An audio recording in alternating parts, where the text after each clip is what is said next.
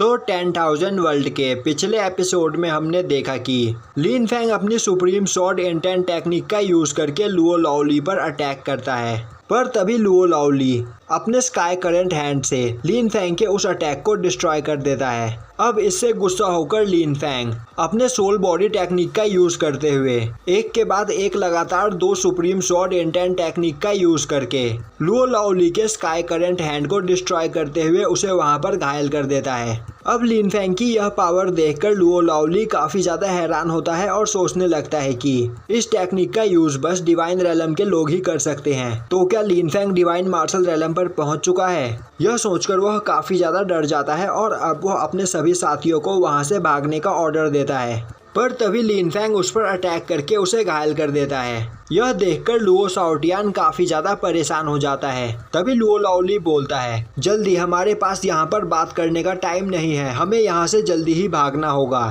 तभी लिन फैंग उसके शिप के पास आ जाता है और बोलता है, लुओ लाओली, आपको यहाँ पर परेशान होने की कोई जरूरत नहीं, क्योंकि मैं यहाँ पर आ चुका हूँ और अब मैं यहाँ से आपको कहीं भी भागने नहीं दूंगा। जिसके बाद लिन फैंग अपनी कलरलेस मार्शल सोल का यूज करते हुए लुओ लाओली के ऊपर अपने विंड ब्लास्ट टेक्निक से अटैक करता है, जिससे डरकर लुओ लाओली अपने चारों ओर एक शील्ड बना लेता है, पर लिन फैंग के अटैक के सामने वह शील्ड नहीं टिक पाती है और अब लिन फैंग उस पर स्टॉर्म स्लैश टेक्निक का यूज करके उसे काफी बुरी तरीके से घायल कर देता है। जिसके बाद लुओ लाओली वहां पर अनकॉन्शियस हो जाता है। यह देखकर लिन फैमिली के सभी लोग वहां पर काफी ज्यादा हैरान होते हैं और बोलने लगते हैं कि लिन फैंग ने लुओ लाओली को हरा दिया, जो कि अभी हेवनली मार्शल रेलम पर है। वहीं खड़ा वह पर्सन बोल रहा होता है, इस लड़के के पास काफी खतरनाक स्वॉर्ड इंटेंट टेक्निक है, जबकि इसकी एज अभी काफी ज्यादा कम है। यह सच में एक जीनियस है, एक न्यूट्रल किंग ऑफ स्वॉर्ड, और अगर यह इसी तरह अपनी कल्टीवेशन को बढ़ाता रहे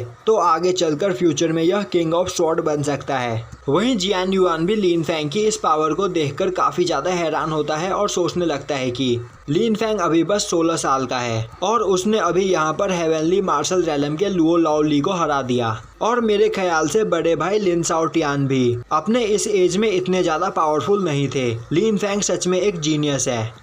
तभी ज़ेंग ननान हंसते हुए बोलता है, अब मेरी लिन फैमिली के पास एक और नया ड्रैगन है। जब मैंने यहाँ पर तुम लोगों के मुंह से यह सुना था कि मेरा ग्रैंडसन सी ऑफ फायर में गिरकर मारा गया, तो मेरी यहाँ पर जीने की इच्छा खत्म हो गई थी और मैं मरना चाहता था, पर मुझे बचाने के लिए लिन फैंग यहाँ पर वापस ही नहीं लौटा, बल्कि वह एक ड्रैगन बनकर वापस लौटा है, और यह देखकर वह वहाँ पर काफी ज्यादा खुश होता है। तभी लिन फैंग बोलता है, लुओ शाओटियान, मैं तुम्हें यहाँ पर एक मौका देता हूँ, तुम चुपचाप मेरे ग्रैंडफादर को छोड़ दो। यह सुनकर क्वीन फैमिली का हेड वहाँ पर डर जाता है और बोलने लगता है, लुओ शाओटियान, अब हमें क्या करना चाहिए? वहीं लुओ शाओटियान भी काफी ज्यादा डरा होता है और बोल रहा होता है कि अब यहाँ पर मैं क्या कर सकता हूँ, यहाँ पर अब ग्रैंडफादर भी हार चुके हैं, तो अब यहाँ पर फाइट करने वाला कोई भी नहीं बचा है।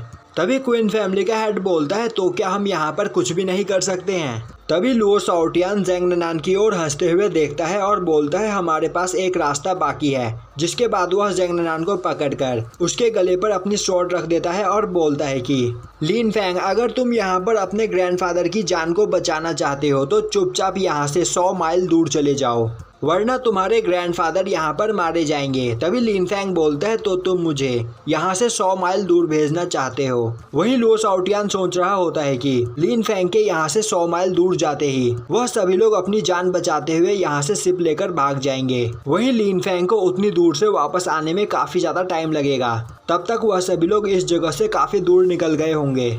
जिसके बाद वह सभी वुशेन टेम्पल में जाकर छुप सकते हैं, जहां पर उसका बड़ा भाई लुओ टियानमिंग उन्हें प्रोटेक्ट करेगा। और लुओ टियानमिंग इस पूरे कॉन्टिनेंट का सबसे पावरफुल पर्सन है, जिसे आज तक कोई भी नहीं हरा पाया है। तभी ज़ेंग ननान बोलता है, लिन फैंग, तुम मेरी परवाह मत करो और इन सभी पर यहाँ पर अटैक करो, क्योंकि तुम्हारे यहाँ से दूर जाते ही यह सभी लोग भी यहाँ से भाग जाएंगे। जिसके बाद यह सभी लोग दोबारा हम पर अटैक करने की तैयारी कर वापस लौटेंगे, तो हमें इन्हें यह चांस नहीं देना चाहिए, क्योंकि यह सभी लोग बाद में हमारे लिए खतरा साबित हो सकते हैं। तभी लुओ शाओटियान ज़ेंग ननान को मारकर वहां पर बेहोश कर देता है। अब यह देखकर लिन फैंग को और भी ज्यादा गुस्सा आ जाता है और वह बोलता है कि मैंने पहले तुम्हें एक चांस दिया था, अगर तुम मेरे ग्रैंडफादर को छोड़ देते तो मैं तुम सभी को यहाँ से जिंदा वापस जाने देता। पर वक्त रहते तुमने सही कदम नहीं उठाया तो अब इसका परिणाम भुगतने के लिए तैयार हो जाओ। जिसके बाद लिन फैंग उन सभी के ऊपर अपनी हेवनली सोल स्लैश टेक्निक का यूज करता है और इस अटैक के लगते ही वहां पर मौजूद सभी लोग एक इल्यूजन के अंदर फंस जाते हैं, जहां पर एक ऑरा एनर्जी उन्हें बांध लेती है और अब वो अपनी जगह से हिल नहीं पा रहे होते हैं। वहीं पर बाहर खड़े लोगों को यह सब कुछ देखकर कुछ भी समझ में नहीं आ रहा होता है।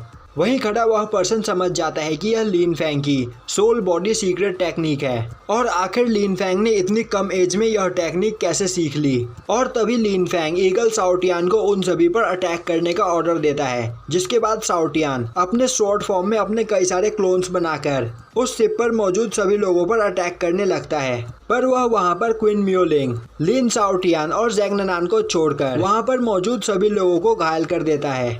और तभी वहां पर लुओ साओटियान होश में आता है, जिसके बाद वह अपनी शिप की यह हालत देखकर काफी ज्यादा परेशान हो जाता है। वहीं पर क्वीन मियोलिंग भी अब काफी ज्यादा डर चुकी होती है और तभी लिन फैंग उनके शिप पर आकर खड़ा हो जाता है और धीरे धीरे उनकी ओर आगे बढ़ने लगता है, जिससे वह दोनों काफी ज्यादा डर जाते हैं और यहीं पर यह एपिसोड खत्म हो जाता है।